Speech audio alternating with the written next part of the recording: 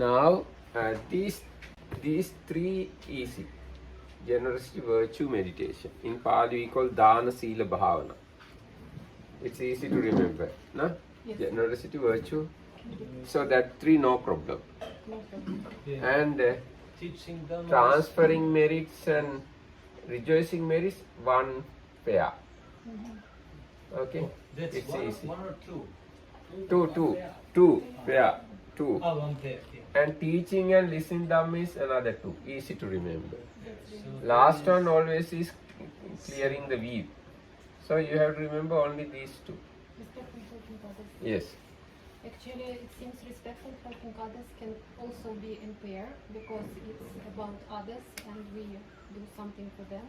And correcting one's views can be can be the result of listening to Dhamma.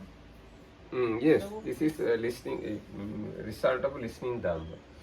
Now in Pali, these are very easy to remember. That's why I say this way. Now Dana, Sila, Bhavana, we always talk about. And Dhamma, Savana, Dhamma, Desana, another thing we always talk together. Dhamma, Savana, Dhamma, Desana. And Pattidana, Pattanodana, these two also for us very familiar. So for us, these two and these three is very easy. And last one we know already.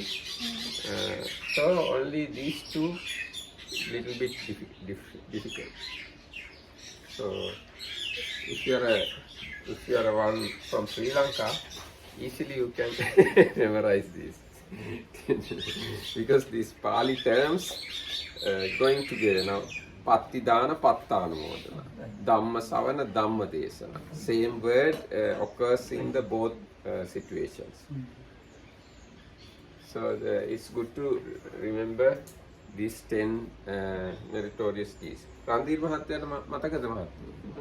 Dasa punya kriya 10. ඒක මතක තියාගන්න. ඒක අමාරු නෑ මතක තියාගන්න.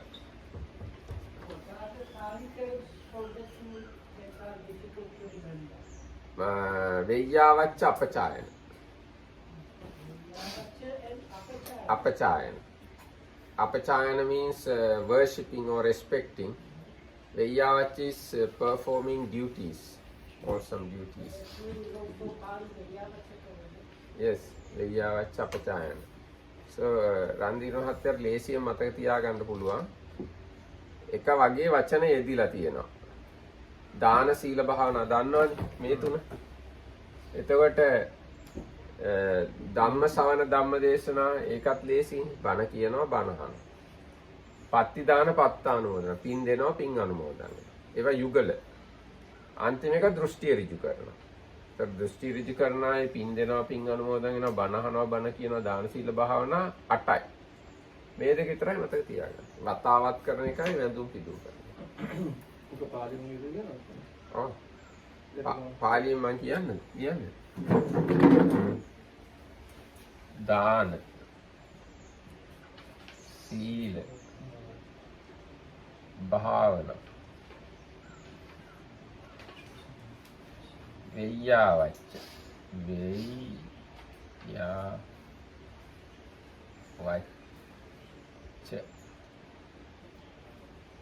අපචායන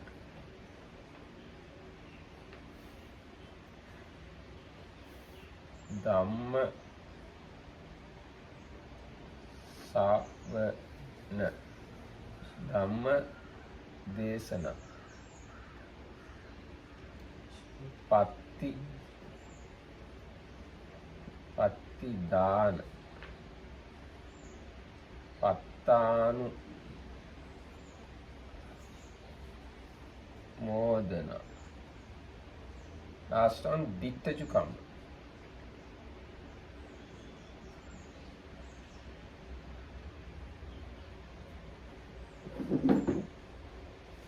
මේ තියෙන්නේ 10.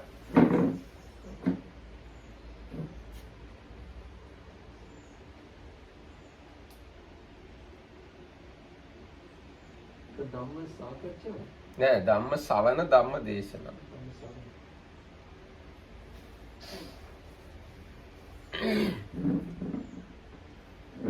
මේ තුන ලේසි මතක තියාගන්න. ඊට පස්සේ මේ දෙක එක යුගලයක්. මේ දෙක තව යුගලයක්. මේක අන්තිම එක. මේ දෙක විතරයි මතක තියාගන්න.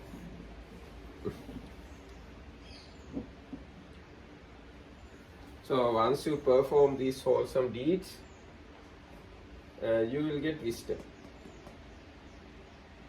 If you like to be a wise one, you have to perform wholesome deeds. Means 9 ones. Huh? Those that you just 10, ordered. 10, yes, 10. These 10 helpful you to develop wisdom.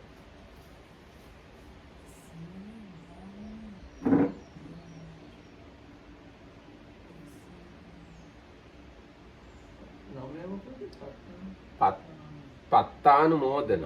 පත්තානුමෝදන.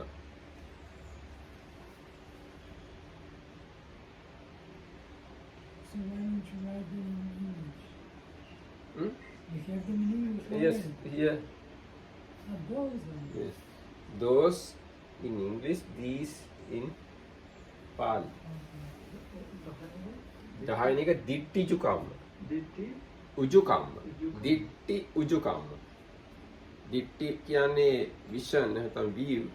උජුකම්ම කියන්නේ straightening. Take the picture.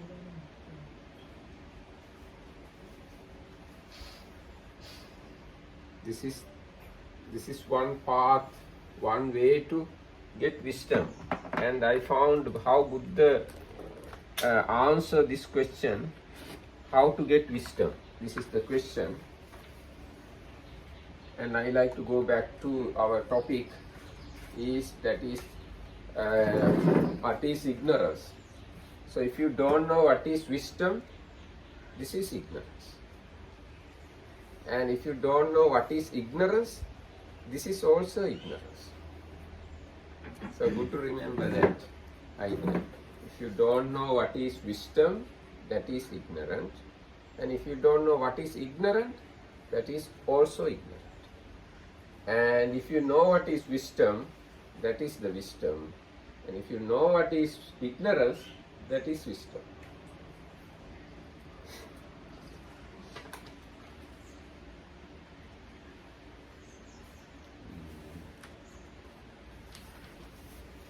So one demon, kind of demon, asked Buddha how to get wisdom. So Buddha answered, Buddha gave direct answer. Yes. How does one gain wisdom? Buddha says, placing faith in the Dhamma of the Arahants for the attainment of Nibbana. One gains wisdom from a desire to learn. If one is heedful and austere. So, do you understand? astute. Astute, yes, astute. So this is the way to gain wisdom. Actually, he has asked some more nice questions. He asked, how does one gain wisdom? How does one find wealth? How does one achieve acclaim? How does one bind friends? When passing from this world to next, how does one not sorrow? So Buddha says, so placing faith in the Dhamma of the Arahants for the attainment of Nibbana, one gains wisdom from a desire to learn. If one is heedful and astute, doing what is proper, dutiful, one with initiative finds wealth. By truthfulness, one wins acclaim.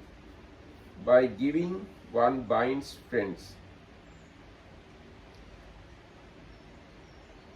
The faithful seeker of the household life, who possesses these four qualities, truth, Dhamma, steadfastness, generosity, does not sorrow when he passes on.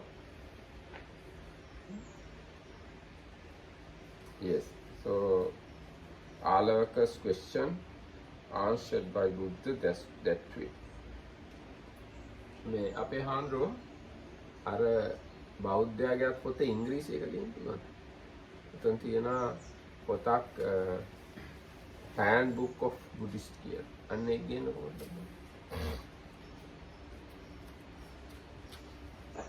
So it's good to learn what wisdom is and good to learn how we gain wisdom. So that's why I thought to explain these things about wisdom.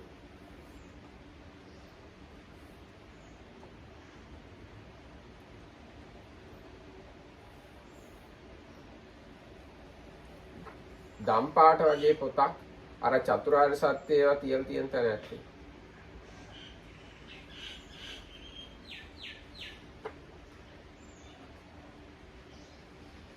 So now Tanya, can you tell what are the beautiful mental factors? Can I read? Can I read? No, not really. We like to see your memory. Oh. Okay. Maybe the first. Mindfulness. Yes, Fear of wrong and Yes. shame of wrong. yes, Wisdom. yes, Mudita and karuna. yes, Then there are six. six pairs. Yes, six pairs which are about mental body and consciousness, Yes, and they are tranquility, yes, reliability. yes. Don't remember all the rest. Yes. I remember faith also. Yes. Should be there. Faith at the very beginning, Yes. very first one. Non-greed, non-hatred. Yes. That's all I remember. Okay. Anybody else can show his memory? Avinita Andro can show us his memory. I have learned it before, so Yes. Yes. Sandha Sati Vidi Uttappa Aloka Anusa Tathemanja Tatta Kaya Passavi Chitta Passavi Kaya Rahuta Chitta Rahuta Kaya Rahuta Chitta Rahuta Kaya Kambanyata Chitta Kambanyata Kaya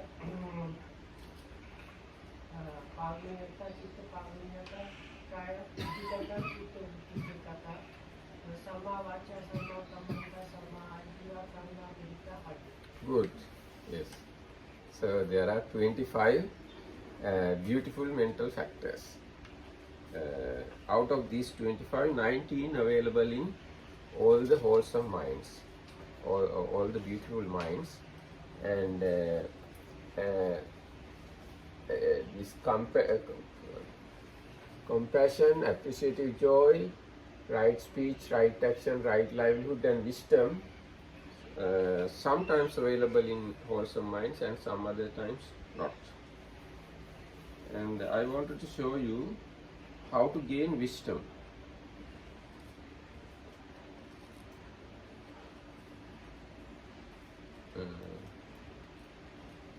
So this is the way it is said.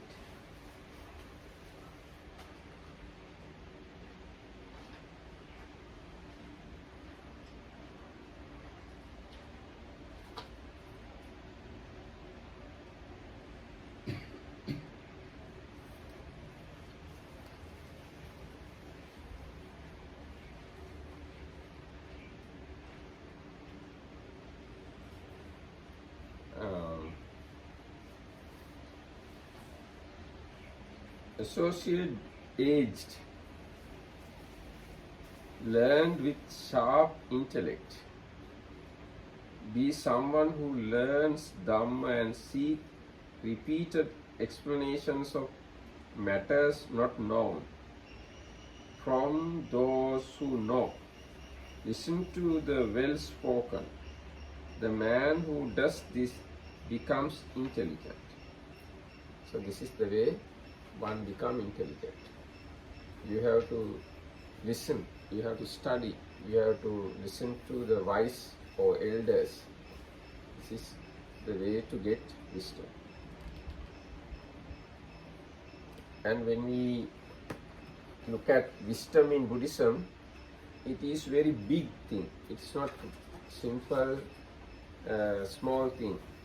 There are 73 types of wisdoms available in Buddhism. So this one wisdom mental factor becomes 73 types of wisdoms. I will read very briefly, names of those wisdoms, not the explanation. This is the way it is mentioned in this book called Patisambhida Maggapakarana. In this book, different types of wisdoms are given. These are the names. Understanding of applying the ear is knowledge of what consists in the heart. Understanding of restraint after hearing is knowledge of what consists in virtue. Understanding of concentrating after restraining is knowledge of what consists in the development of concentration. Understanding of embracing conditions is knowledge of the causal relationship of ideas. Maybe these translations are not that much correct, but you can have gross idea what kind of what kind of wisdom taught in Buddhism. Yes. Okay. Idea here means Dhamma. Yes. Okay. Idea means Dhamma. Understanding of defining past, future and present Dhammas after generalization is knowledge of comprehension. Understanding of contemplating presently arising Dhammas, change is knowledge of contemplation of rise and fall. Understanding of contemplating dissolution after reflecting on an object is knowledge of insight. Understanding of appearance as terror is knowledge of danger. Understanding of desire for deliverance, of reflection and of composure is knowledge of kinds of equanimity about formations.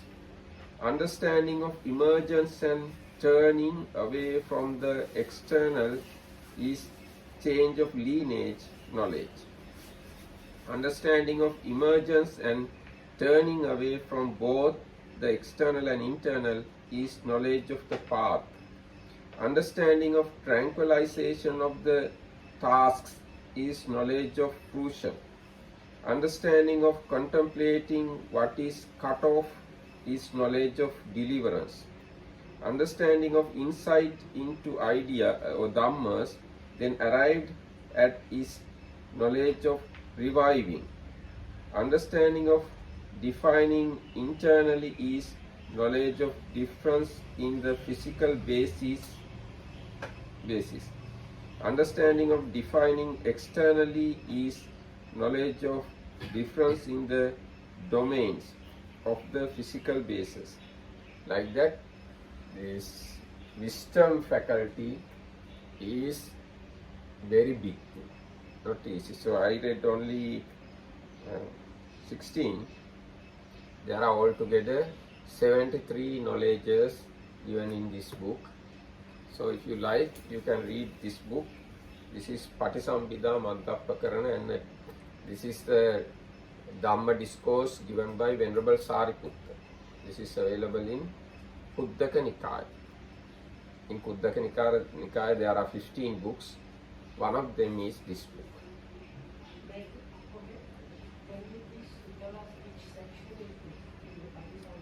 This is the very beginning section, first chapter. First chapter you find these 73 types of wisdoms. Now the last one is,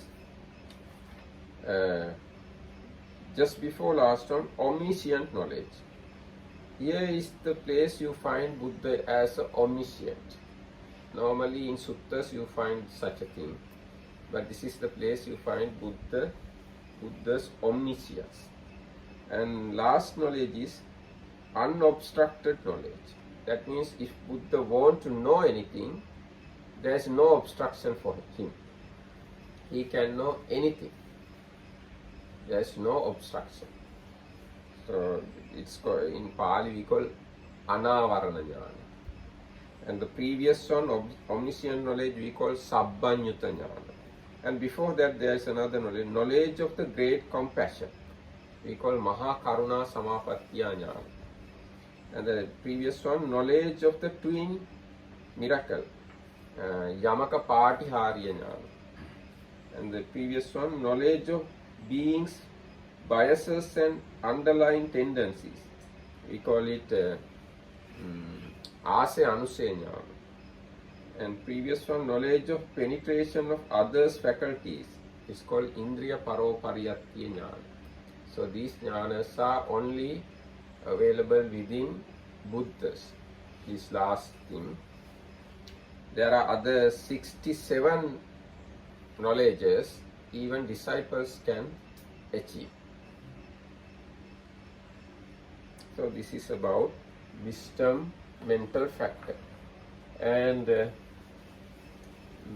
this wisdom mental factor also count under 5 aggregate.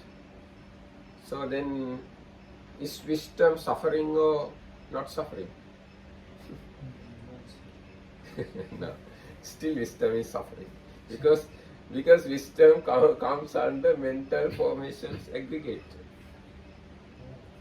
So, yes, some people think wisdom is the highest thing, wisdom is our goal, and we have to achieve wisdom. It's true, but still wisdom is not the nibbana. This is the thing I want to say. Wisdom is not nibbana. But without wisdom, we can't reach nibbana. Because I say that way because wisdom is not nibbana, and without wisdom we can't reach nibbana. Wisdom is the thing called right view also. And why I say that wisdom is not nibbana? Wisdom has the nature of arising and passing. Nibbana has no arising and passing away nature. So then you can understand Nibbana is not wisdom. But to achieve Nibbana, you have to develop wisdom. Sila, Samadhi, Panya. Virtue, concentration and wisdom we have to develop in order to achieve Nibbana. So you can understand wisdom we count under mental factors, and at the same time wisdom we count under fourth noble truth. So wisdom has then two, not only wisdom, some other wholesome mental factors. Let's say all these 25 mental factors we count under mental formation aggregate. So it's dukkha.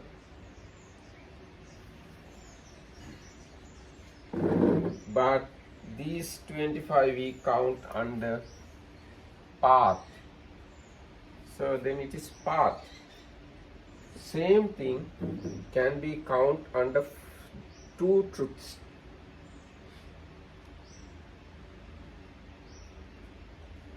Is it clear? Same thing, same mental factors.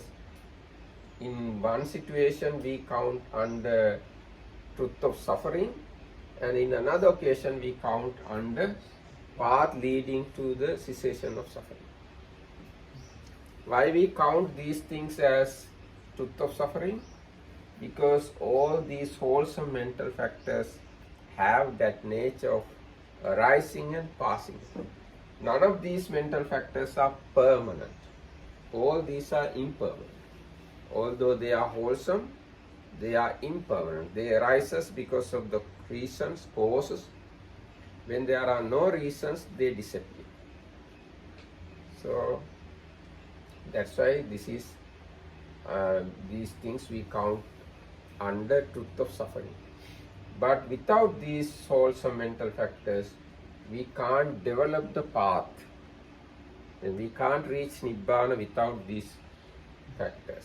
So can you explain a bit more the relationship between wisdom and Nibbana? Do we want to say that wisdom is not enough? That means we have to have all the factors of the path developed in order to make that transition to Nibbana, or is there something else? I mean, I understand that all the sankharas are arising and disappearing, but then what would you say that we need more than wisdom in order to attain Nibbana? Why is wisdom not enough? Now wisdom is depending on concentration. Concentration depending on virtue, sila, samadhi, panya. So if there is no enough concentration, then there is no wisdom. So wisdom is not something independent. It's depending on other things. But Nibbana is not depending on anything. But can we then say, if we have virtue, concentration and wisdom supporting each other, that's enough as a supportive factor to bring somebody to Nibbana? Yes. Yes. If you have enough virtue, enough concentration and enough wisdom to reach Nibbana, you definitely reach Nibbana. You can develop virtue, concentration and wisdom because they are changing factors. If they are not changing, you can't develop. But Nibbana is not something developing or undeveloping or changing or reducing or maximizing. Nothing happens regarding Nibbana.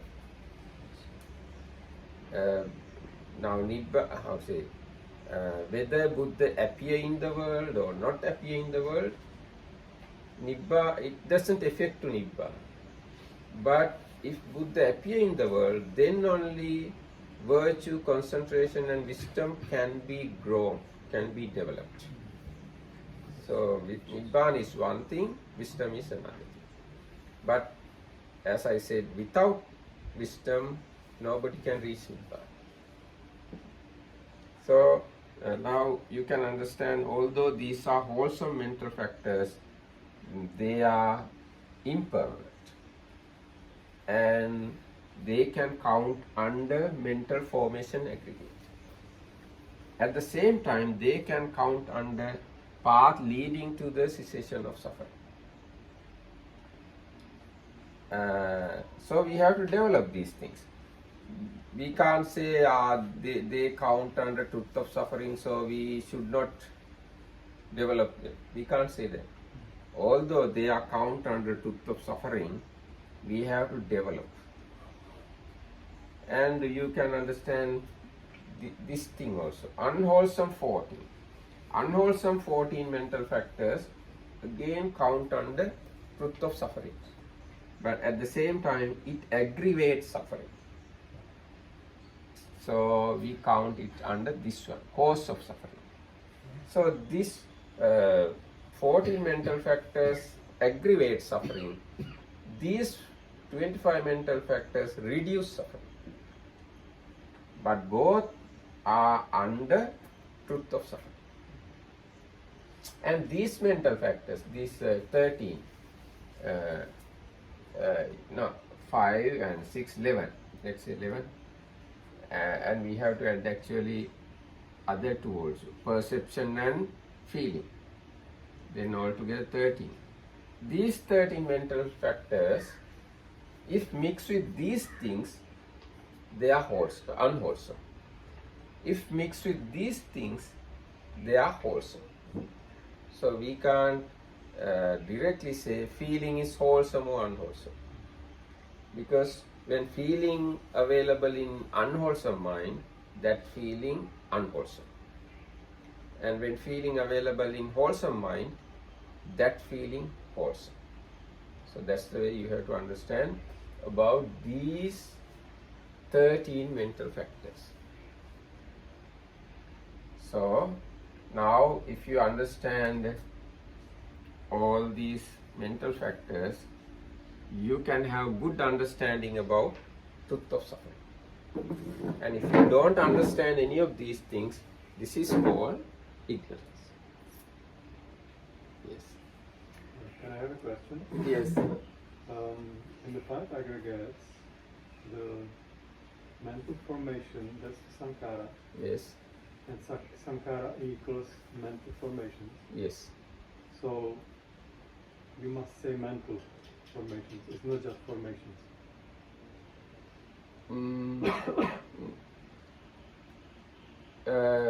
More correct way is mental formation, because all these are in the mind, not outside mind. Because the other things, Mhm. like materials, Yes. are the form, number one. Yes. Okay. Yes. Okay, this is good question. Now when we say formations, you can include all these five. Even the form is Form is also formation. formation. So that's why Buddha says sabbe sankhara anicca. All the formations are impermanent. In that case, formation means form, feeling, perception, mental formation, consciousness, everything. But when you say mental formation, it is just this 50. And what would you call in Pali mental formation? We call sankhara. Also sankhara. Sankhara. No special part for mental. We call sankhara. We say rupa, vedana, sanya, sankhara, vinyana. Form, feeling, perception, mental formation, consciousness. For mental formation, we call sankhara. All these together are also sankhara. All these together also sankhara. This is one problem to understand this word sankhara. Actually, sankhara word used in three different ways. One place you find sankhara here, under five aggregates. Yes, five aggregate, you find sankhara word. Yes, let's say sankhara. And again you find this sankhara word in paticcasamuppada. Avijja paccaya sankhara. Same word. But a little different meaning, or not? Slight different. Different from this one. Now when you say sankhara under five aggregates, it's just 50 mental factors. And when you say sankhara in paticcasamuppada, again same 50 mental factors. And when you say sankhara in the stanza like sabbe sankhara anicca, all the conditioned things are impermanent, then it is not only 50 mental factors. Then it is all the form and consciousness and feeling and perception, everything. So like that, according to the situation, there are slight differences. And when you say yata sankhara dhanasmin ujjitasmin mahapate, the meaning is in the heap of garbage on a side of a road, there can be lotus coming up. No, there is slight different. Very slight, yes. There are also sankhara is there, but when you are writing that sankhara, K without K. Sorry, without H. But sound, I mean, more or less very same. So it applies just for a heap of garbage by the side Yes, of the road. for heap of garbage also we use this sankhara. Sankhara, but H is not there. Did you finish that? You said there are three different meanings, and one is five aggregates. Second Other one in is paticca. other one is mental formation aggregate. But isn't that the first one as well? No. No, first one is in this one and other four also. And third one is avijja paccaya sankhara in paticca samuppada.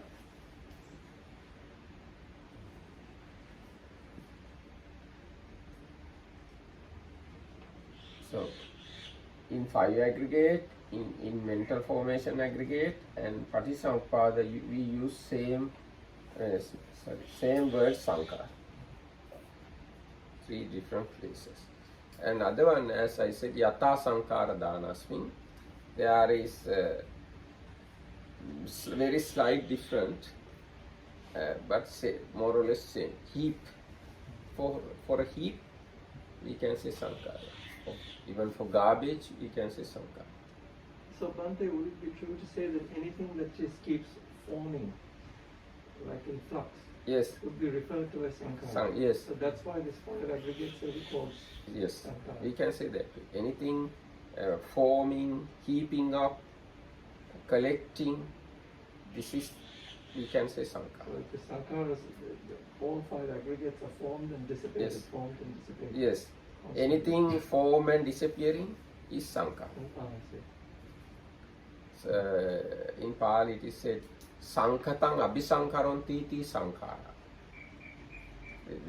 This is definition given by Buddha himself. Sankhatang abhisankaronti iti sankhara. So, whatever already formed, form new things is called sankhara. And there is that one sutta where the Buddha says that we are formating form, we are formating or forming feelings, we are creating Yes. perceptions and so on. So that actually sankhara is working on all other aggregates, not just like only sankhara, but also making form, making feeling, making perception and consciousness. Yes. Anyway, that making activity, we can say sankhara. And Making activity. So when we say making activity, it applicable for the form also. is there any verb form like sankati, something like that? Now I said sankatang, abhisankaronti iti sankara. Sankatang means already formed. But what I mean is verb. Do you- Verb, sankara. Okay. Sankara. Huh?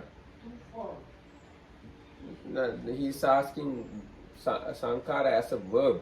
Yeah, to form. To make something. means To to form. Do you know how can you say to form something? Can you use it in a sentence? Yeah, I formed my opinion about you based on something. So can we say it, ahang sankaromi? Ahang.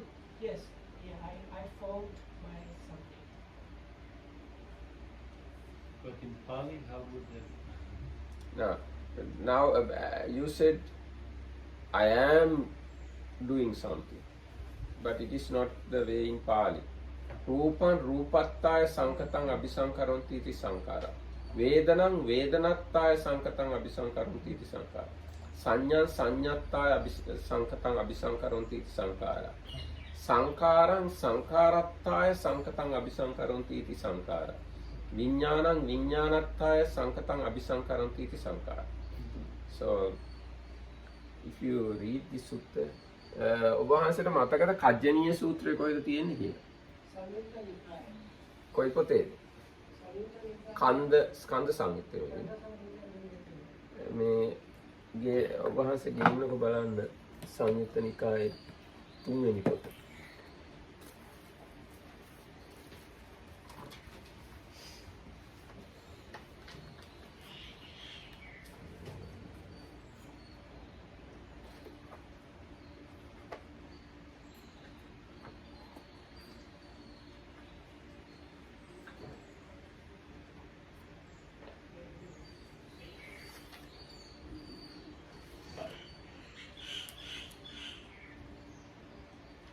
So simply we have to understand even all these wholesome mental factors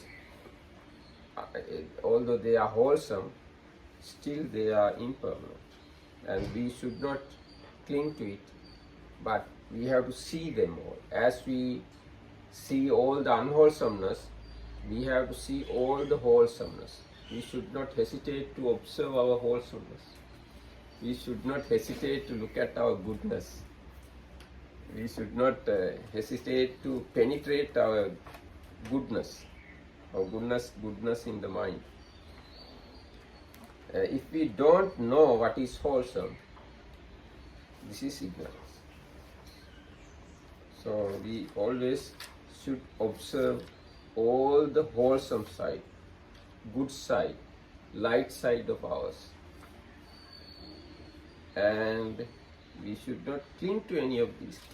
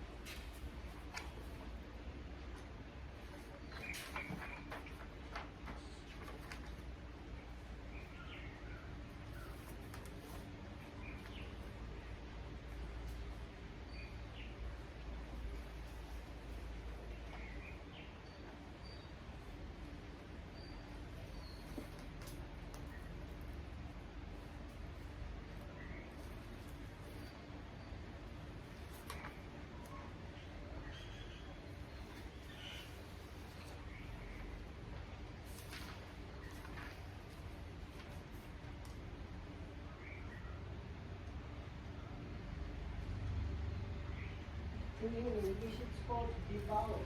Hmm? Devour.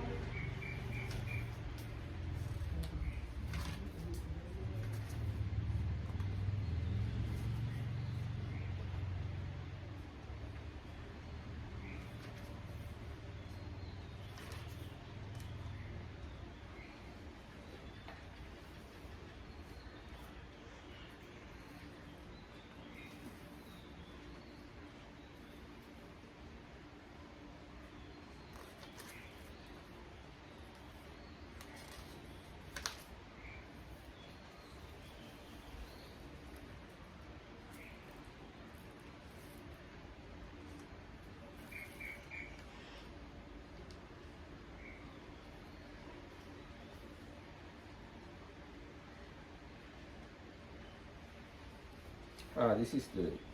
And why bhikkhus do you call them volitional formations? They construct the conditions, bhikkhus. Therefore, they are called volitional formations. Constructed form. Yes. There is a no probability. Construct the conditioned, already conditioned, construct. Yes. There might be a footnote there. There might be a what? Footnote. Footnote. It talks about this. Now it's okay. Yes, there is a footnote. Yes.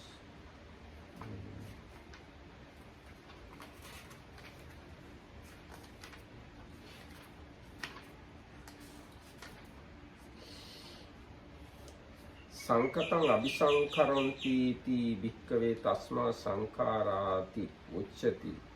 Unfortunately, English is a poor medium for capturing the interconnections of the sentence in the Pali. With the object sankatang, the verb abhisankaranti, and the subject sankara, all derived from the same term, same stem. See my discussion of Sankhara in the general introduction. To replicate the Pali, we might have rendered it, they construct the constructed. Therefore, they are called volitional constructions. So this is the way he translated Sankatang Abhisankaranti. Though this would bear certain connotations quite alien to the original, it is also an unfortunate coincidence that volitional formations, my rendering for Sankara, is related to form. My rendering for Rupa. In Pali, there is no etymological tie between Rupa and Sankara. To capture the several nuances of the verb Abhisankaranti, we might have taken the liberty of rendering it in this passage by two verbs. To generate, which conveys the idea that the volitional formations actually produce the other aggregates, and to form, which makes apparent the correspondence with the noun formations. Anyway, if I read some of this, some part of this, you will understand some more. And why bhikkhus do you call them volitional formations? They construct the condition. Bhikkhus, therefore, they are called volitional formation. And what is the condition that they construct? They construct conditioned form as form. They construct conditioned feeling as feeling. They construct conditioned perception as perception. They construct conditioned volitional formations as volitional formations. They construct conditioned consciousness as consciousness. They construct the condition, bhikkhus. Therefore, they are called volitional formations. So this is one way of explaining. So anyway, now we understand all these 50 mental formations. And if we understand all these things very properly, perfectly, that is our wisdom. And if we don't understand these things, it is our ignorance. And understanding has two levels. We can understand by talking and discussing and reading and thinking. It's the beginning. And then we can understand as our own experience. So some of these mental formations easily understand. As example, feeling, painful feeling is very clear to meditators. And greed, hatred, they confront as hindrances.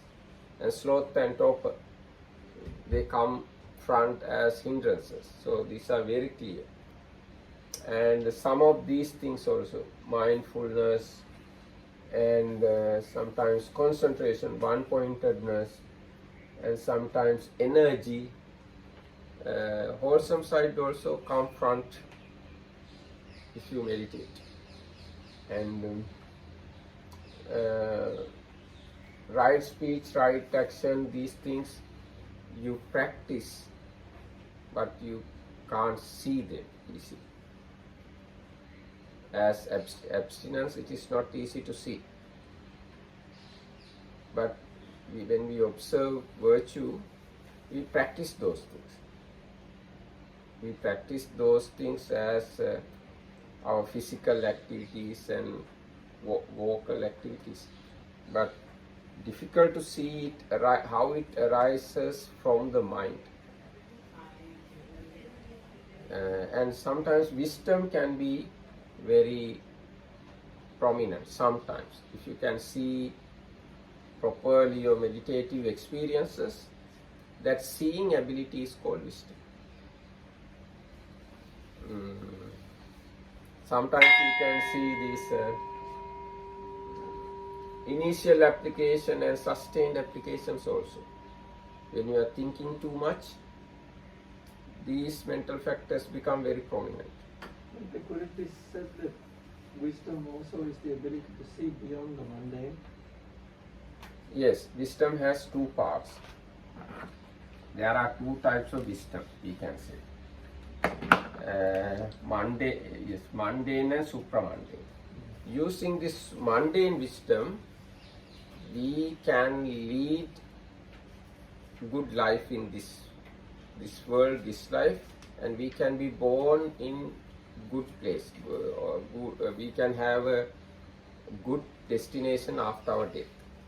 So for that, we use this wisdom. We call it mundane wisdom.